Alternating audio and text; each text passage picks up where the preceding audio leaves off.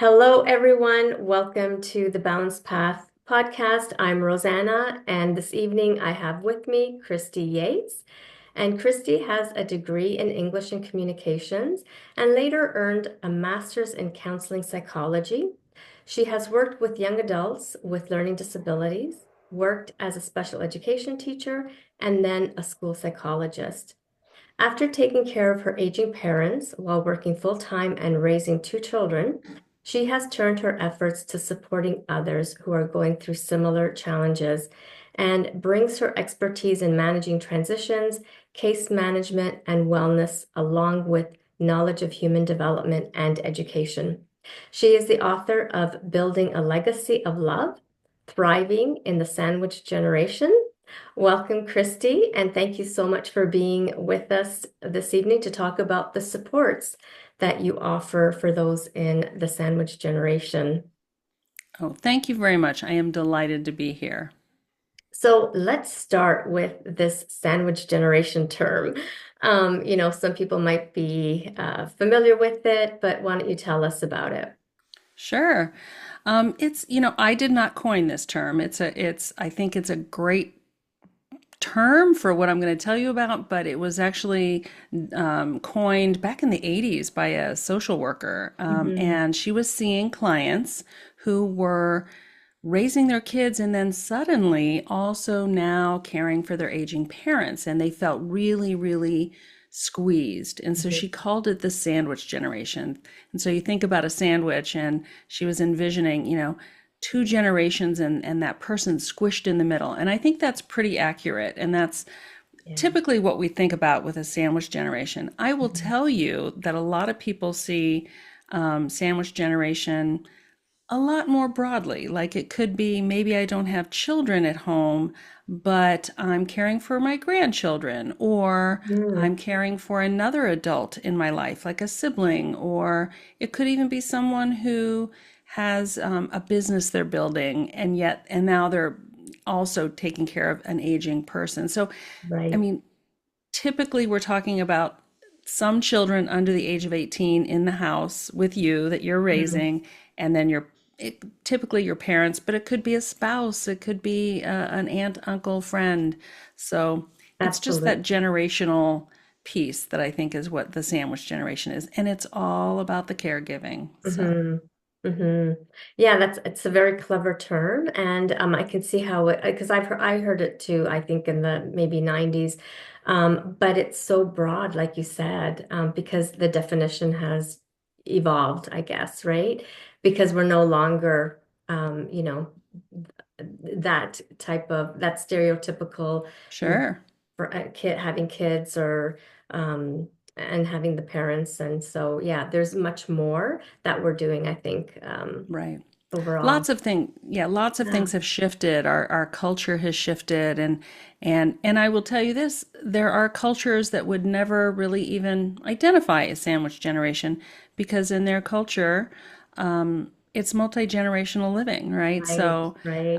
certainly in the United States and in Canada, we have lots of communities that might be initially from another part of the world or indigenous peoples, and so having grandma and grandpa living with you is just part of the norm, right? So Right. that group might not see it. That doesn't mean they're not feeling the squeeze, Exactly, yeah. but they might not see it as oh, this is really different and really hard.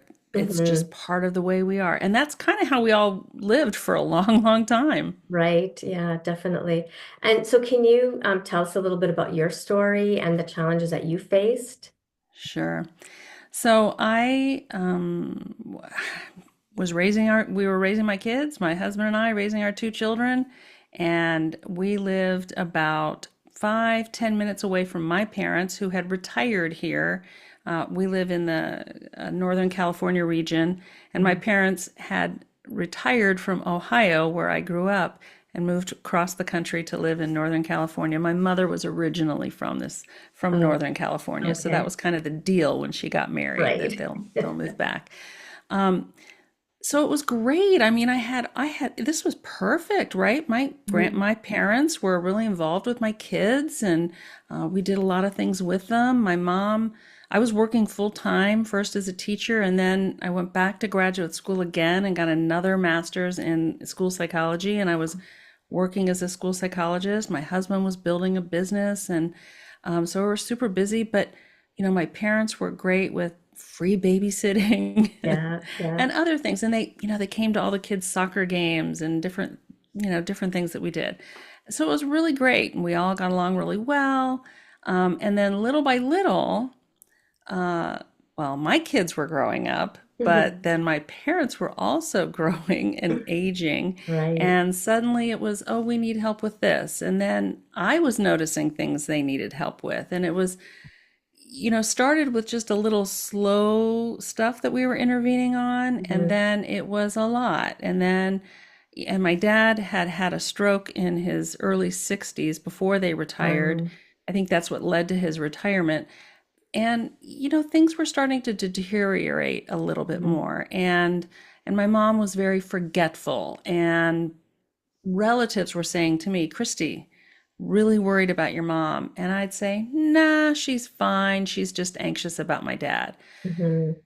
But eventually I couldn't use that excuse anymore. I started, and later I felt very guilty because here I am, a school psychologist, and I'm doing work with kids all the time who have special needs, and I'm in total denial about my mom, right? Yeah. But eventually, my mom was diagnosed with Alzheimer's, and my dad, because of his strokes, he developed what's called vascular dementia. So Wow. they both had a form of dementia and needed more and more help. Mhm. Um, but and I was just stressed because my sister and her husband and family had moved from Northern California to Montana, and Oh. my brother lived back east, all had always lived back east with his family. So Mhm. I was kind of Mhm. location, location, location. I was the Right. one next door, so Yeah. but it was it was difficult on many levels, and I only realized how difficult it was, through a series of different things. And when I came back to reflect on it later, I was like, wow, this was really a lot. Mhm. And so both my parents eventually went into assisted living. That was their choice. Okay. The reason I called my book Building a Legacy of Love is that before they moved across the country, they had formed a trust with all their money, and in there was all their end of life wishes and things they Mhm. wanted to have happen. And they were very clear that they didn't want, if anything happened to them and they Right. needed more help, they did not want to live with any one of their adult children. They wanted us to all have our own lives. Mhm. So they were very clear that they wanted assisted living, and that was the type of insurance policy that they purchased, a long-term health care policy that only paid for nursing care or assisted living. So it didn't even pay for in-home care. So a Right. lot of people now there's been a big movement for in-home care, and my Mhm. parents, we could have used all their money for that and not used their insurance, but they were not interested in that. So Right. through a series of steps, we realized they needed far more help than what I could do here and Mhm. there. So Mhm. they did move into assisted living, and they both, that was kind of the big that was hard for them. And then my dad broke his hip, and then, just all these different things. And in 2015, they both died about Oh. 7 weeks apart. Oh, And that wow. was, yeah, so it was really close. And it was right on the heels of my oldest, our son, graduating high school. And then between when my father died and my mother died, our son moved across country to go to college. So Oh, wow. it was just loss, loss, loss. And this is kind of a part of the sandwich generation, that Mhm. all these different developmental milestones continue to happen. And I don't want it to sound like the sandwich generation is only bad stuff, because it isn't, but there are a lot of heartbreaks Mhm. and a lot of things we don't think about on a regular basis. Right. So Yeah. that's kind of what came about. And so when I took a little bit of time off when my mother passed away, she was the second to go. And when I went back to work, people were just coming out of the woodwork. Hey, Christy, what did you do about this? How did you handle this? And I just realized we weren't talking about this very much. So Right. Yeah. Yeah. So I wrote the book, and I really wanted to emphasize too how it's a family issue. How did this impact my children, and how did it impact me as a parent? So Hmm. those were some of the things I put into the book, and those are a lot of the things that I talk about now when I'm working with groups. Yeah. And I love that. I mean, it's just life. I mean, there's nothing to love about, aging and aging Yeah, parents and having to take care of them. But it's so important, like you said, to proactively do that planning, and just make sure that, we don't want, none of us want to leave our kids with the burden of right. deciding, and so Yeah, I like that, it's being talked about because I mean, I've heard horror stories where, people weren't prepared and then, no, you're distraught, you've just lost a loved one and you have to make all these decisions. yes, And and how do you cope with that? And yeah, how do you deal exactly. with that? Yeah. And I think that was the greatest gift my parents gave to me and my brother and my sister is that they made hard decisions so that we didn't have to. And Right. then we just had a plan. Their trust was then the sort of the blueprint for what to do. Hmm. And when the time came, I went, worked with their attorney to get power of attorney for them, for their finances, for their end of life wishes, their healthcare advocacy, all of those things. So I had the legal paperwork and right to be able to work with them. Right. But but they already told me what they wanted. So I didn't have to wonder what they Hmm. needed and wanted and is this where you want to go? What do you want to do? And I Hmm. involved them as much as I could. They both died early. I mean, relatively, they were both 83, but that sounds like it's older, but Well, there are a it's lot of not people when, that are living. Yeah, I mean, it's yeah. the average age, at least in the US, is 78. So they beat that, but it's Yeah. still, it's not, it was, they had a wonderful life. And Yeah. so there were a lot of gifts for us, my family, my children, my Hmm. husband in this time period, but it was really hard. And I think one of the things that gets talked about a lot are the caregiving duties we have with our person who's aging, right? And those are Hmm. really important to talk about. And a lot of folks haven't planned money and they haven't. There are a lot of people who I work with, a lot of clients who their parents don't want to talk about end of life. Right. It's Yeah. it's taboo or Yeah. it's frightening. Um, they might be embarrassed because they don't have the money to Right. take Yeah. care of themselves. There's a whole host of reasons. But the other thing that's not getting talked about a lot is how much it impacted me as a parent. So my kids are still growing up and it's really it's Hmm. some of the coolest, greatest times of their lives, right? Yeah. Middle school, high school. I mean, we think of those as tough times for kids and they are, but how do you show up as a parent to work with your child or comfort your child or be joyful with your child Hmm. when you're in the midst of all the things you're doing for your parent? And Yes. a term I really got to know well by experience was anticipatory grief. So when you're seeing your parent or some person deteriorating from disease or dementia or whatever process, Hmm. you're watching them fade away, and that is grief before they're gone. Yes. And Yeah. that's hard to wrestle with when you want to then show up for these other things Right. really happy and joyfully. So, Right. Yeah. Because it is sad. Yeah, my parents are, my dad just turned 90 and my mother is 83 and my dad has dementia. hmm, It's not as far advanced, I guess, but still I see the deterioration and yeah, it makes me just so sad every yeah, time I see him, hmm, hmm, and I can just imagine, and it's not just even us as their children, but it's our children because our children right, aren't used to seeing grandma and grandpa that way either. right, And yeah, so, I think we're all going through it. yeah. And the thing that I became acutely aware of was not just that my children were grieving their grandparents and what was going on with them, and they loved them. They were Mm. worried about them. They were also really worried about me Yeah. because the struggle for me was that grief didn't show up as me crying and being depressed. It showed up as agitation and irritation and short Mm. temper and um, trying to control everything.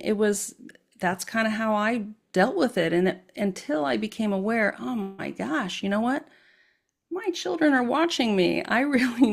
I'm training them for how to treat Right. people Yeah. but they were worried about me. And so when we could have those heartfelt conversations and talk about it, Hmm. and acknowledge that we were all grieving, then we could move forward in a much healthier way. So I think that was a big learning, Yeah. and something I like to share with people is that your children are worried about their older person, and they're really worried about you. And if Hmm. you don't talk to them about what's going on for you, they're going to imagine, and they're going to Right. sometimes think, what did I do? Why is mom mad? Why is Right. mom sad? Things like that. Absolutely. Yeah. Yeah. I mean, the impacts on emotional and our physical well-being are just enormous. Yeah. And so what kind of coping strategies did you use?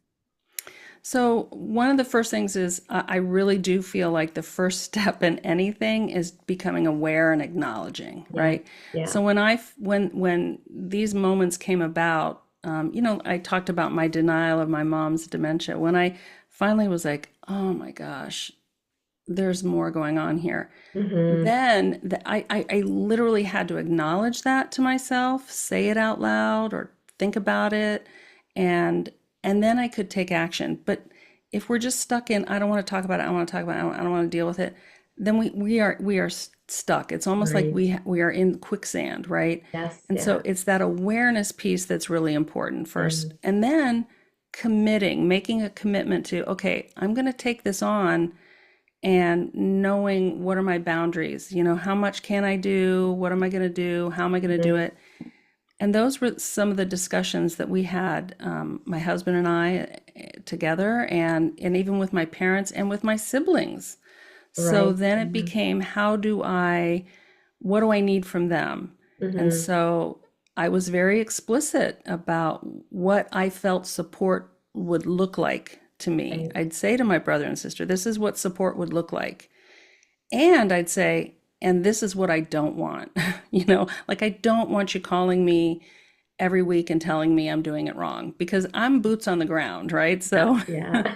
unless you want to trade places with me, then I need you to support me. And that's kind of that's where I'm at. Now I Hmm. have a good enough relationship with my siblings that I could do that. I work with a lot of people that do not have great Yeah, I relationships with bet. siblings. Yeah. Yeah. So part of it is knowing that, again, being aware, acknowledging that, and learning how to navigate that. It Hmm. might be that you need to do some real clear boundary setting. There may be even situations where you may have to um, take over legally before someone else does because maybe that person is not capable. And Right. so there's a lot of things that kind of come into the mix that way. Yeah. So, but I think the first step is acknowledging and committing, and then you start learning how to ask for help. And one of the things I talk about in my book is, how do you take your area of brilliance, right? So for me, I was a school psychologist. I did a lot of case management. It sounds like this would be great for this situation. But you know Right. what? Not everybody's a school psych. Not everybody knows case management. Hmm. But you might be really great at organizing something. Maybe you're a project manager. Right. Maybe Yeah. maybe you're a baker. So think about the recipe you're putting together and what do you Hmm. need to do? What are the steps and what are you going to do? So use your area of brilliance to kind of help you organize your situation, because that's when you can lean into that. If you're just floundering all the time, Hmm. you're you're going to run out of gas really quickly. So Yeah. Yeah. those are the things that I think are important. And from there we can refine. We can look at, how do we do that? What does that mean? Hmm. But it's learning to ask for help, knowing you don't know everything, Yeah. um, every disease process is unique and different. If you have a parent with dementia, it may not look like somebody else's parent with dementia. Exactly. Yeah. Yeah. So, all of these things, if it's cancer, if it's a broken hip, Hmm. all of these things, there are some doctors can tell you a little bit, but then what about your person and what do you know about them? And so you have to learn to ask the right question, not even the right questions, ask a lot of A lot questions. of questions, right? Yeah. Yeah, and Yeah. get the information. And I really do feel like it's important to lean into professions and Hmm. professionals that are helping you, but there's also other people you can lean into. I, for a long time, depended on, or at least I leaned into some of my parents' neighbors before they Hmm. moved into assisted living to let me know if you're worried about something, give me a call. Yeah. And that's so These kinds of important. things. Yeah. Yeah. Yeah. Yeah. And so when do you start? I mean, these are things that I feel, we shouldn't wait until something like this comes up. I think we should start, ahead of time and be proactive. Because I know I don't know any of I mean, I say hi to my parents' neighbors whenever I go visit, and they're in their home still. But Hmm. I don't have any contact information for any of them. And Yeah. so now I'm thinking, like when you said that, I thought, yeah, I should start taking down their names and numbers because, Yeah. and they should have mine, you know? Exactly, Yeah, exactly. And we don't think about those things because we don't live in that village anymore, right? right. When Yeah. we were all in the village, we all knew everybody. But now it means we have to go that extra mile. And there may be neighbors who are like, I don't want to get involved. Okay, fair enough. Yeah. Yeah. But there'll be others that are like, absolutely, I'm so glad you asked. Hmm. I have neighbors right here in my neighborhood who are older, and I've told them, listen, your kids, they live far away. Please give them my phone number. Hmm. If anything's going on with you, I'd be happy to help. Yeah. So it's Yeah. just it's about recreating our villages. Um, that's really important. And you raised a really important point, and that is when to start talking about this. And I would say now. Now is the time. Yeah. We want to have these conversations Hmm. before something happens. We don't know what's down the road, right? So, Right. Yeah. we have sort of an idea of what's going to happen with our kids. We have some sort of trajectory, we're going to go to school and then this is Hmm. going to happen. And we all remember what it was like being a teenager, but we know we're going to have to help them through their first broken heart and all of those things, Right. right? Yeah. But I've never been 83 before, so I don't know what that feels like, right? So, Yeah. Yeah. but aging, there are some milestones that happen with aging, but Hmm. then it's often impacted by disease process or accident. Hmm.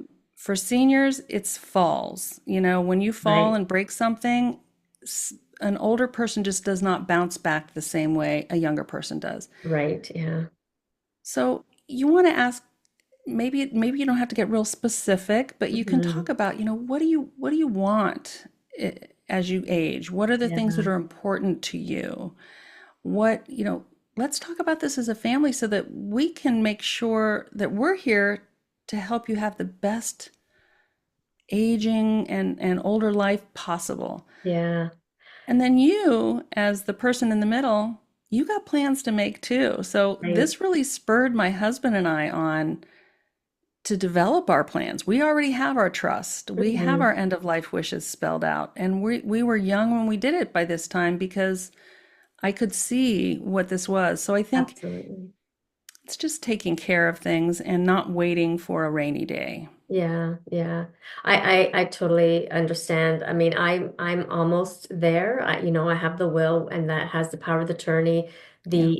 the power of attorney for the financial part of it, because I didn't even know that there were two, one for Yeah. health and one for finances. So, Right. Yeah. We you don't know know, these things. yeah, and so yeah, my end of life, I'm all, I'm fine with that. I just have to, I mean, I told the kids this is where the document is, but I haven't really Yeah. sat down with them. But we should because it should be that open communication and that knowing of Right. what our Right. wishes are. Yeah.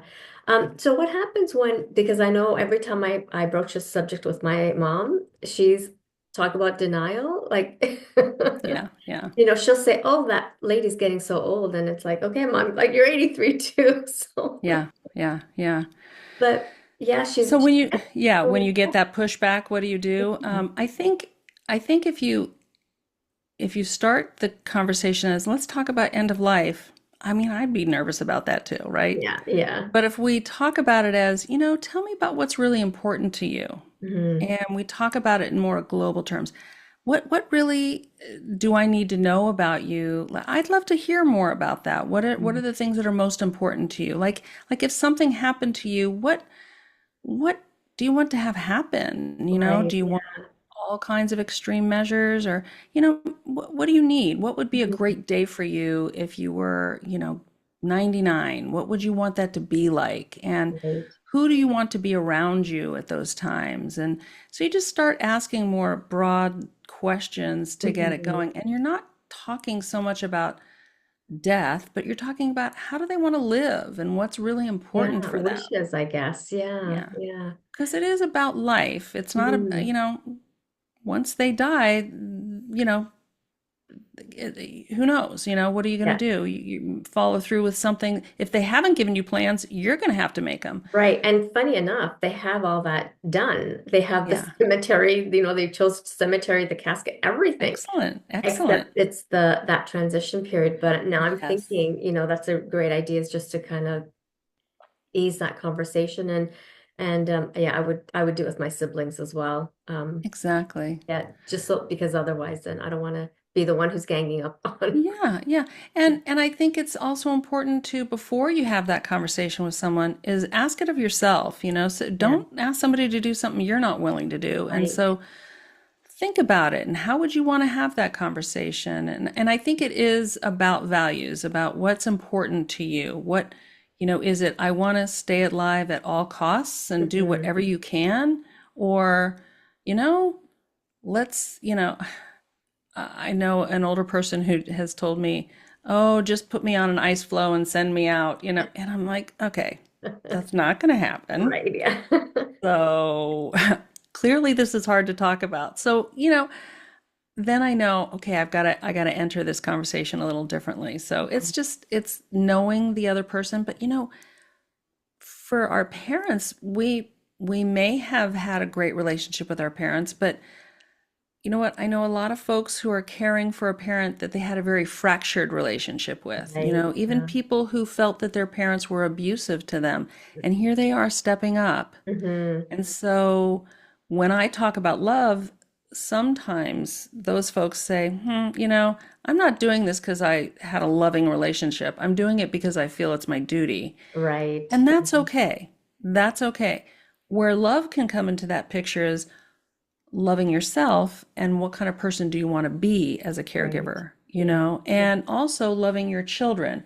I want my children to see how do we care for older folks, even people who maybe we didn't have a great relationship with. Right. Yeah. So, Yeah.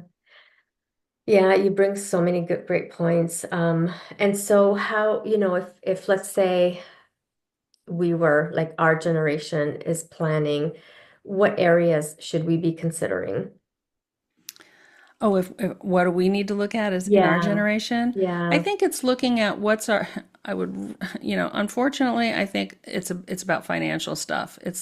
Are you taking Hmm. care of your financial situation such that hopefully your children don't have to take care of you financially. There Right. are a lot of people in the sandwich generation that are supporting their parents because their parents didn't take care of themselves or were not able to. Hmm. And the Hmm. cost of care is enormous. I don't know how it is in Canada, but it's just enormous Yeah. most everywhere. And your choices aren't always great. And No, so, no, they're not. yeah, so Yeah. it's and you're always going to have more choices if you have more money. But Right. that doesn't mean you have to live your life like, just living on pennies until you get to be 85. It's Mhm. about you got to live your life too. Right. But I think the younger you are and you start thinking about that, then you have a better chance of pulling that together a little bit. Right. So, Yeah. Yeah. And I And think it that's sounds like great. the age that you told me, I'm sorry, the age you told me your parents were, they're kind of from that depression era too, right? Yes, And so yeah. they probably see money differently than some of us who were like, I got a paycheck, I got to spend it. Exactly. Yeah, yeah, yeah, absolutely. And thank goodness and thank God and whatever, but they're financially okay. And I know that I'm not gonna be a burden, or they're not gonna be a burden on me. But yeah, it's my generation, I guess, and my kids' generation that, it's tough all over. So that those are really good things to consider for sure. But because nobody wants to be a burden. You don't want anybody to Right. be a burden on anybody. Yeah, yeah. Yeah. And Um, I want to say it's funny you use that word because I often tell when I talk to groups, our children are sometimes really, especially when they're younger, they really don't want to be a disappointment to us. That's right. kind Oh, of an yeah. operational thing for them, right? But Yes. our parents often use the term, I don't want to be a burden on anyone. Right. And that's really hard for older folks because they do feel, because as soon as they need help, you Hmm. know, I might need to use a walker. I can't go to this place anymore, or I need help doing these things. They just feel like a burden, and that's a hard pill to swallow. So Yeah. that's a thing we need to do as the person in the middle is be aware of what's happening with our two generations. This Hmm. one's really worried about disappointing us. So how are we talking with them when maybe things didn't go right, Right. instead Yeah. of leaning into shame, how are we helping them grow? And then Right. with our parent, helping them realize, well, if you're just in denial of the things you need to do to take care of yourself, like not taking your medication or not going to Hmm. the doctor or not using the cane or the walker, Right. that's when you become a burden. So let's talk about how we can make this easier, this transition. Right. Yeah. That's a great point. Yeah. So we are stuck in the middle. We are squeezed in this Yeah. sandwich. Yeah, yeah, but I like the way, those you're saying to encourage those open conversations, because I mean, communication is so key to everything, and that's really important. Yeah. Um, yeah, and the setting boundaries, I really like how, and we should set boundaries regardless, not just because we're in Yeah. the situation, but yeah, Yeah. Yeah. yeah. Yeah. And I guess we have to also empower the next generation. So our kids, and I guess through open communication, we can do that. But is there anything else that, what can we do, Yeah. to do that? So I do think having conversations and open conversations are really good, and boundaries are really good. And the thing about boundaries and the piece that we haven't talked about really is the self-care you have to do for yourself. Right. And sometimes that feels like we're taking time away. We might be taking time away from our kids. We might be taking time Hmm. away from our person that we're caring for because we need to kind of just let it go. Right. And that's a really tough thing, and we can feel guilty about that. But this is an area where we can have conversation too, and we can Hmm. talk to our children about here's why self-care is important. Don't wear yourself out. You can take care of yourself. Know how to say no, know how to set limits. So when they Hmm. see us setting boundaries and we can articulate to them, this is how I set this boundary, we're helping them learn how to do that too, because someday they'll have to do that more and more. Right. And so I think that when we look at this as whole family wellness, then self care becomes a whole family practice rather than okay, I'm doing self care now and it's taking away from you. And Hmm. I think we need to look at it differently and we need to say, you know what? I'm helping you to see that this is a really good thing, that mom's taking care of herself right now. Right. So those are the things that we Yeah. can, that's I mean, another mindset that we can throw into it. yeah, absolutely. I mean, because, I'm with my generation, I'm just talking about myself, and culturally, it was always the women who did everything. So Yeah. and then you pick that up, that habit, you pick it up. And so you are giving, giving, giving, and then at one point, you're you're done and you don't have anything else to give almost. And Yes, so, yeah, and yes, then that the guilt, comes in even stronger. And so, yeah, how do yeah, you get rid of that? Yeah. right, yeah. It's kind of, yeah, it's very hard and it's always a struggle. And I can't tell you I am perfect at it because let me tell you, there are plenty of things I did that were like, I look back, I'm like, oh my gosh. But we were always open communicators in our in our Mhm. little foursome. And so because we did that, we were able to talk through some difficult times, right? And so my kids learned that, you know what, adults can get upset and lose it. Yeah. Hey, they're human too, just like I am. And so we kind of pull that together as this is, and we give each other some grace, and then we're learning resilience, and that's a really Right. important thing for our kids to see. Yes. And children who grow up in a caregiving family and the person in the middle, we are developing incredible skills, time management, project management, Hmm. boundaries, and we are growing in resilience every day. And our kids are too. And that's a great skill that we can Yeah. learn and we can practice, and it will take them far. Hmm. Kids who never have to struggle with anything emotional struggle sometimes. And so Yeah. I'm not saying you overburden because we don't want to do that. And you may have a very sensitive child or a Hmm. very young child who can't handle certain things. Right. Knowing that, then you can then navigate how to communicate with them. But many kids, they really rise to the challenge and Hmm. they grow from that. Absolutely. Yeah. Yeah. Um, so do you want to talk a little bit more about self-care or because I'd like to get a handle on your book as well, Yeah. just to let us know, what is in there. Do you go step by step in terms of planning and all that? It's kind of my book is a little bit memoir, so I definitely tell stories about how I managed some things with my parents, Okay. and it keeps coming. Every chapter has a story from my experience, Hmm. but then each chapter kind of talks about different things. It's not necessarily a how to. I think I lean more into really that mindset, that mental load that we have. There are a lot of Hmm. caregiving books that say do this, do this, do this.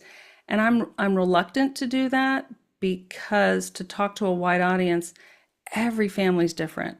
Every Absolutely. family's Yeah. different. Yeah. So I can say, "Hey, do these 5 things," but that's not going to resonate with everybody else. Right. Yeah. Yeah. I can say, "Think about these things." And so some of them are it's really thinking about how who you are and how you come to this. And I think when we do that, again, it goes back to that awareness piece. Hmm. I'm such a counselor and psychologist. That's kind of how I put it out there. But I do have a self-care chapter, and I have a chapter around grief, and I have a chapter around money. Money is a tricky thing, Yes. and some of us didn't grow up with great money habits. Um, and so it's just talking about those different things. And on the self care, I really do. I actually, the chapter's called Ruthless Self Care because I think about how often, if it was our child, we would do everything if they were Yes. Yeah. sick. We would do whatever we needed to do. Yeah. But when we're feeling run down, we're like, oh, I'll just keep going. I'll just keep going. I'll just keep going. Right. And we need to stop. We need to stop that because we're also then not role modeling great stuff to our kids. Right. Yes. Yeah. Yeah. So it's important to think about it that way and Yeah. to really, caregivers can suffer so much physical ailments, Hmm. depression, anxiety. So I really do feel like it's important to always be taking care of yourself and, do what you need to do. And if you need to, I'm a big believer in support groups. So if you find one that helps Yeah. you, Yeah. that's really important. So, yeah. Yeah, because we think that we're alone and we think that nobody else is going through this. I'm going through this on my own until you start to talk to people, until you start to read books and like yours and the support groups, and then you realize that, hey, yeah, I'm not the only one, and you can actually help each other in those roles. Yeah. Yeah, absolutely. Yeah. Yeah. But I really resonate with the fact that you said we are role models to our children. And um, I grew up always trying to please others, and I could see that in one of my Yeah. daughters. And she did so well. She picked everything up from me. And now I'm trying to pull her, rein her in and Yeah. say, Right? you have to take care of yourself. You can't do Yeah. everything for everybody. And it's that old thing where I wish I knew then what I know now, because I would have, Exactly. brought my kids up so differently. But it's never too late. Yeah. And No, and it's not. It's never too late. And that's part of the process too. Like even yeah, yeah. admitting to your child, your adult child or your teenager or whatever, you know, I wish I'd done this a little differently. I think it's important to be careful of how we say that to our kids Yes, yeah. because we don't want to give them the impression of, oh man, you're so screwed up because I Right. screwed you up. Right. It's Yeah. like, listen, you're wonderful and perfect. I do want, when you tell me you're suffering about this, I think about, I experienced that kind of feeling too. And here's Mhm. how I'm doing something differently. Or I'm learning more about this. Yeah, And there yeah. might be ways for you to learn more about that too, because you know what? We don't need to please everybody. We don't No, have yeah. to make other people like us. Let's take care of ourselves, Hmm. And we can, again, that's that whole family wellness practice. Absolutely. Yeah. Yeah. I mean, my kids are all adults. And so I keep reminding them that, I'm on a journey and I'm Yeah. going to be on this journey for the rest of my life. And so we just keep evolving and try different things. But Yeah, yeah. yeah. And we know as humans, we screw up, right? We Mhm. fail. Yeah. And it's okay for our kids to see us fail. What's important is to tell them, yeah, you know what? I feel terrible that I failed. This is awful. I don't like this. I'm in a Hmm. funk, Hmm. but I'm going to get out of it. And here's what Right. I plan to do. Exactly. Yeah. Because then we give them permission to tell us, yeah, I failed, but you know what? I'm going to get over it. I'm going to Right. be okay. Yeah. Yeah. And, we'd learn constantly from our experiences. We make mistakes, but their experiences. I like to always say that they are experiences and we learn from them and we move on. So yeah. Yeah, Yeah. yeah. Yeah. So anything else you want to add before we wrap up or The other thing that I'm learning more about is really talking about this with other people is really important, and that includes even in your workplace. There are a lot of people who still are working full time, part time, and employers can help you, Mhm. but it's important to let them know what you need. And I Absolutely. and I do feel it's important to build your team. So I talked about talking to the neighbors, Hmm. and your team can include a lot of people.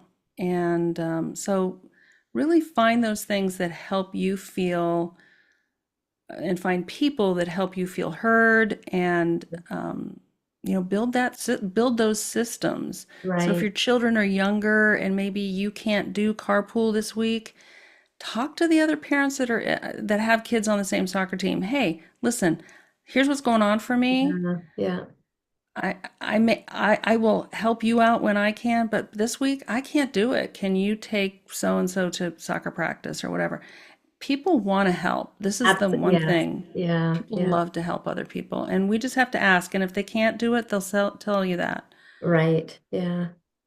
Yeah. I agree with that. Yeah, for sure. People want to help and Hmm. um it's just that support, that everybody needs. And Yeah, again, we think that we're the only ones, but we're not. We all fundamentally, almost go through the same things and we want the same yeah, things. And yeah, yeah. if we can get past our ego, I guess, right? Because it's our ego that Yes, maybe is yes, preventing us from asking.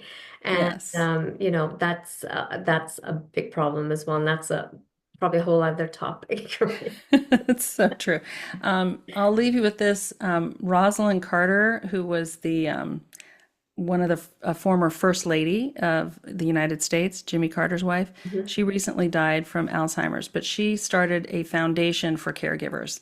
And what she said was there are only four kinds of people in the world: those who have been caregivers, those who are currently caregivers, those who will be caregivers, and those who will need caregivers. And Wow. if you think about that statement, basically, caregiving will touch all of our lives. That's So we, amazing. yeah, Yeah. so we need to Yeah. talk about it. We need to Absolutely. talk about it. Yeah. Yeah. Wow. That's great. Well, on that note, then, I want to thank you, Christy, so much for Sure. joining us tonight and sharing your experience and, you know, showing us how to navigate that sandwich generation challenge. And I really appreciate also the proactiveness that we should all be taking in terms of, planning for that. Thank you to the audience. If you've experienced or experiencing similar challenges, please let us know in the comments. I'm going to have all of Christy, I'm going to have all of your information in the contact Excellent. or in the description below. And feel free, the audience, to connect with Christy and check out her information and her resources. Um, I love your website. It's so detailed and it gives so much information. Um, and as always, please like, share, and subscribe to my channel because by doing this, we can actually spread this word around. And there are so many people who need to hear it. So thanks again, Christy, for Thank joining you. me and the audience. And everybody, see you back next time on the Balanced Path. Bye for now.